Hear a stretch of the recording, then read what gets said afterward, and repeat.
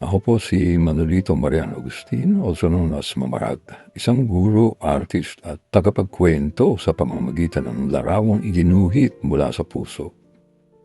Bata pa lang ako, hindi ko naranasan ang yakap ng mga magulang, ang haplos ng pagmamahal. Lumaki akong puno ng parusa, sakit at galit. Galit sa Diyos, galit sa mundo, walang birthday, walang handa, walang dahilan para ipagdiwa ang sarili. Subalit sa bawat hapdi, natuto akong gumuhit. Sa bawat luha, may linya, may hugis, may buhay. At ngayon sa aking mga karikature na mga dakilang nilalang, ipinapakita ko ang lakas, tapang at aral na natutunan ko sa buhay sa sariling sikap.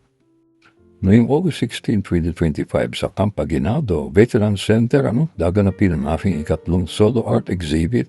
Eksaktong 60 artworks sa aking ika-6 na kaarawan. Unang beses kong sasabihin, gusto ko nang mabuhay. Ang sining ko ay hindi lang para sa sarili. Ito ay para sa mga kabataan gaya ko noon.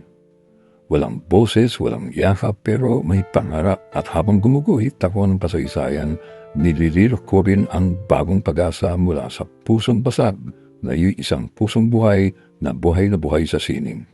Si Mamarag po ang nag-iisang Pilipinong nag-aral sa Stroganov Art Academy sa Moscow, USSR, Russian Federation since 1991. Maraming salamat po.